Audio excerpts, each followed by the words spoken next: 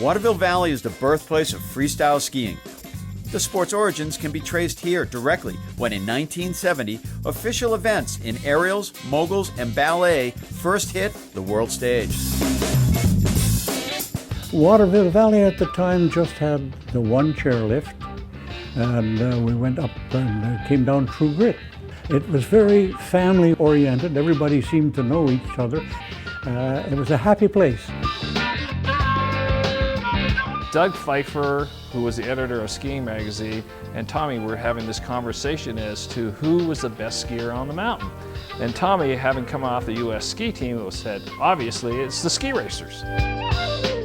Doug Pfeiffer, who was this rebellious ski instructor, PSIA guy, said, you know, Tommy, I beg to differ with you, you know. How about those guys that are skiing moguls? How about the guys that are jumping? What about those guys?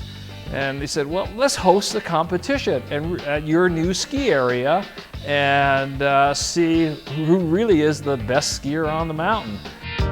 He said, Fife, I've got True Grit developed now. I think the area is ready for your idea of a freestyle competition, and let's get together.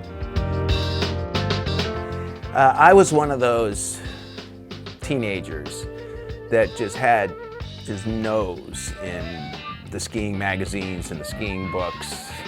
And there was an ad in Skiing Magazine. Who are the best skiers in the country? Come back to Waterville Valley for the National Championships of Exhibition Skiing.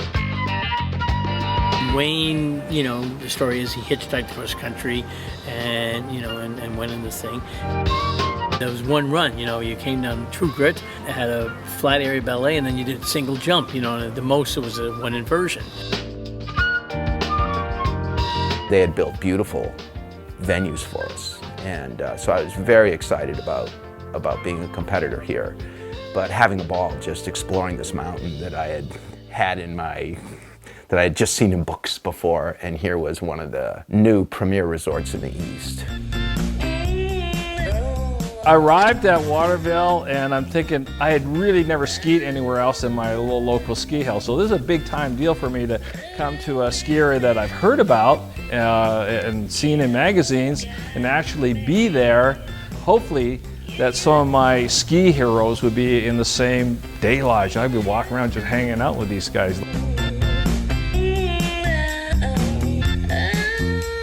Floyd Wilkie was there, George Askebold was there, and we were all sort of a band of brothers. Yeah. We were absolutely carving out this whole new territory in skiing, and you really felt like you were on that frontier. Yeah, you were one of the pioneers. And I felt we were like the Beatles and the Rolling Stones of skiing. What happened was he went in to do like a check turn into a mogul and kept going. And that was the Wong Banger, and you know, someone said, "Hey," I think Floyd might have said, "Hey, that was pretty cool. Can you do that again?" And it was sort of an amazing thing. He did it very well, and it always made people laugh and giggle, and you know, it was his signature thing. I actually ran into this real steep transition in the snow, and my ski tips stuck, and it started to throw me forward. And I instinctively stuck my ski poles out in front of me, and I vaulted and landed back up on my feet again. So it's really a pole flip that actually happened by accident. It was like banging into a wall. So I just decided I'll call it the Wong Banger.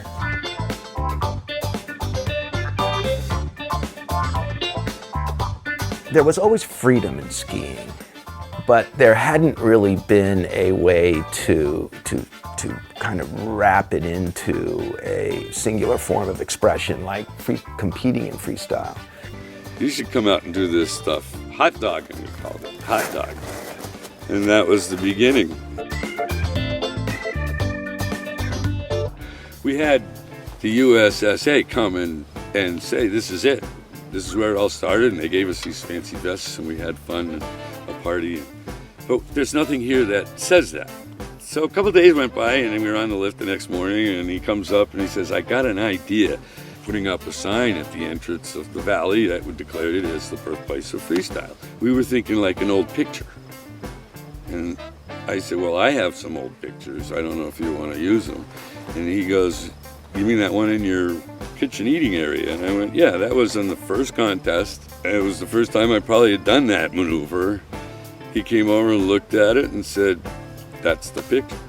Grabbed it, disappeared, and some guy made a really nice sign out of it. I got a great kick out of it.